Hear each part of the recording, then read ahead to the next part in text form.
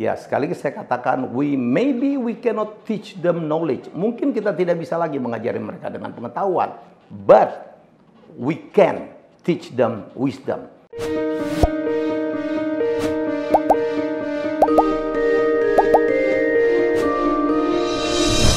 Ya, izin buka masker dulu. Ya, selamat pagi. Karena saya tapingnya lagi pagi nih. Saya sekarang lagi fresh banget di kantor saya di Yahya India Management di 3D Office ya, World Capital Tower di Grand Kuningan. Keren banget nih ya. Tentunya terima kasih. Minum dulu.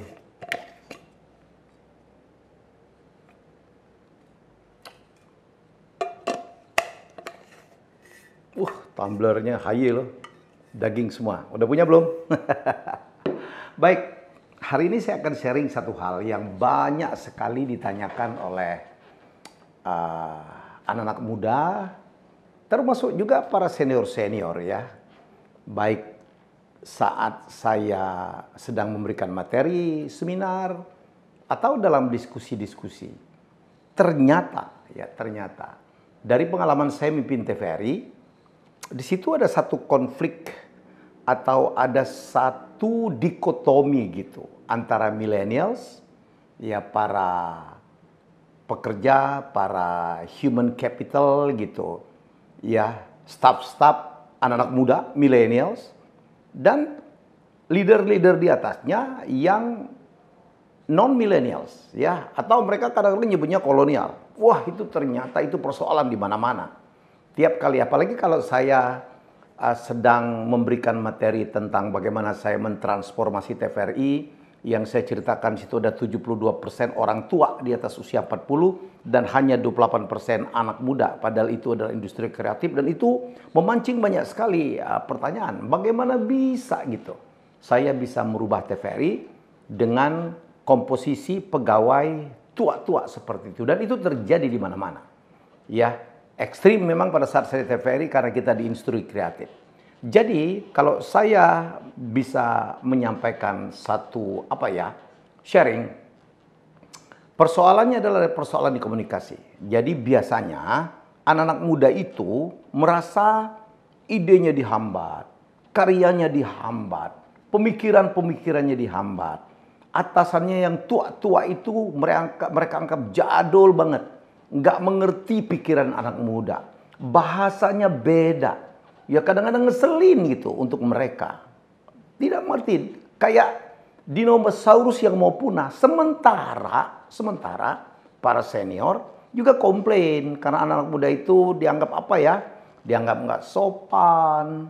Dianggap nggak sopan lah. Kaki ngangkat. Ngomongnya aneh. Bahasanya bahasa planet. Nggak nyambung, sok tahu. Padahal komposisi kepegawaian seperti itu akan terjadi di mana-mana. Bahkan pastilah ya secara piramid usia jumlah millennials akan lebih banyak daripada kolonials ya.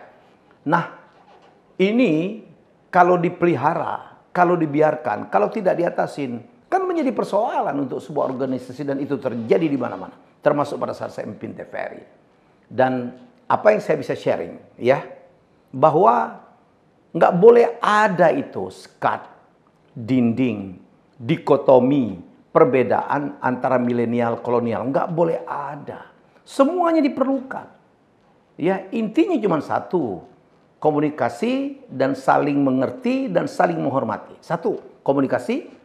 Ya, bahwa baik milenial maupun kolonial itu harus berkomunikasi. Nah, ingat dalam materi-materi komunikasi yang saya sampaikan, intinya komunikasi itu adalah speak in your audience language. Bicaralah dalam bahasa lawan komunikasi Anda. Kita harus tahu kan. Jadi para senior-senior tolong sedikit mengertilah bahasa anak-anak muda. Mereka bahasanya lucu-lucu, ada kepo, ada julid, ada mager gitu ya. Ya, ada maber, ada macam-macam yang orang tua nggak ngerti itu. Ya, sedikit tahulah. Dan mereka kan beda juga tuh, senangnya K-pop, mereka nonton BTS, mereka nonton drama Korea. Ya, berusaha tahulah dikit-dikit agar nyambung tuh. Ya, dan anak-anak muda berusahalah untuk mengerti bahasa orang tua. Jadi kalau ngadepin senior, ngadepin atasan, atau ngadepin kolega yang lebih tua, ya jangan terlalu pakailah bahasa-bahasa planet itu. Ya, berusahalah untuk menggunakan bahasa yang dimengerti oleh orang tua. Itu aja intinya. Nomor dua, ya saling menghormati. Salinglah menghormati anak-anak muda, hormatinlah karena senior itu adalah anggap aja orang tua kita, orang yang harus kita hormati. Nggak boleh dianggap itu, ya jangan duduk sembarangan, jangan ngangkat kaki, ngomong dengan mereka suara agak direndahkan dikit, kan begitu, ya. Dan orang-orang tua walaupun berhadapan dengan anak muda, kita juga harus menghormati mereka. Ya, jangan mentang-mentang anak muda kita nggak menghormati mereka, kita tidak menghormati ide mereka, mereka belum ngomong aja udah kita tidak dengarkan. Ingat salah satu materi saya sebelumnya, kadang-kadang komunikasi itu justru bukan kemampuan ngomong, tapi kemampuan mendengar. Kadang-kadang anak muda itu kepengen didengar, dengerin aja dulu habis itu baru gini ya. Kan begitu caranya. Dan itu yang dulu saya lakukan di TVRI. Ya, anak muda 28%. Yang waktu itu kenapa karya TVRI jadul? Karena anak muda itu tidak diberikan kesempatan. Didominasi oleh orang tua itu yang sudah jadul, sudah tidak mengikuti perkembangan televisi. Wah, itu yang saya ajak ngobrol orang-orang tua, bapak-bapak, ibu-ibu udah mau pensiun, berilah kesempatan anak-anak muda. Ya perbanyak ibadah aja, ya ke masjid, saya bilangin gitu malah. Saya bercanda sama mereka, berilah kesempatan. Ya, jadi anak-anak muda TVRI itu kan hebat loh. Dan terbukti kemudian begitu anak-anak muda diberi kesempatan dan lahirlah karya-karya yang menangkan Piala Presiden. Melalui jelajah kopi dan tiba-tiba ya karya TVRI menjadi milenial. Intinya di situ. Tapi saya bilang anak muda, hormati para senior itu. Karena mereka bagaimanapun lahir lebih dulu, mereka tahu lebih banyak juga dari kita. Ya. Nah, jadi orang tua juga saya bilang, Pak, ilmu kita kadang-kadang udah kalah, Pak. Saya selalu mengatakan kepada orang-orang tua, we cannot teach them knowledge. Kita tidak bisa kadang-kadang mengajarkan pengetahuan kepada anak-anak muda karena mungkin pengetahuannya sesuai dengan perkembangan zaman sudah lebih tinggi, apalagi perkembangan pengetahuan tentang dunia digital. Banyak orang tua masih gaptek, banyak orang tua masih pakai BlackBerry, banyak orang tua yang masih pakai Facebook, sementara anak muda udah pakai Instagram dan sebagainya dan sebagainya. Ya, sekali lagi saya katakan, maybe we cannot teach them knowledge. Mungkin kita tidak bisa lagi mengajari mereka dengan pengetahuan, but we can teach them wisdom.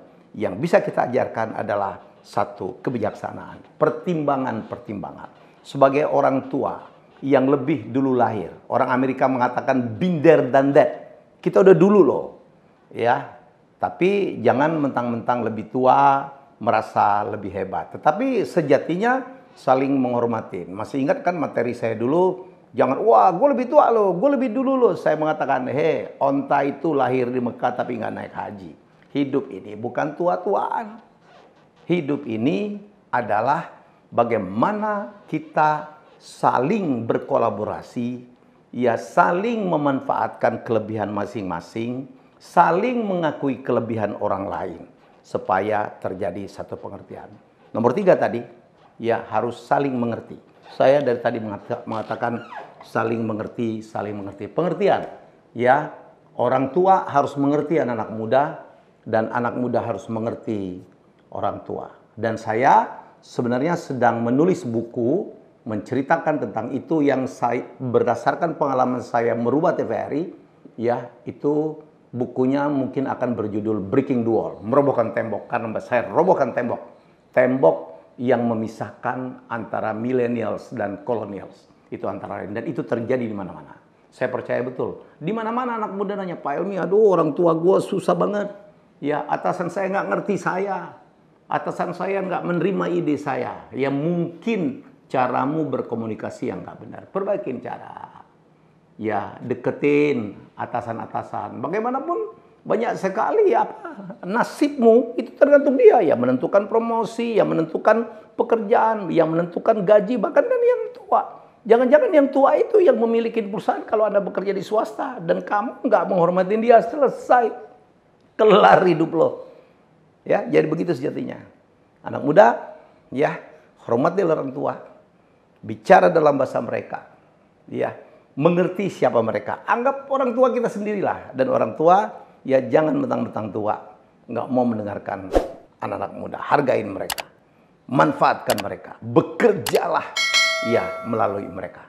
Semoga tips ini adalah bisa mengatasi banyak sekali persoalan yang saya tahu banyak sekali melanda kantor-kantor, ya, organisasi.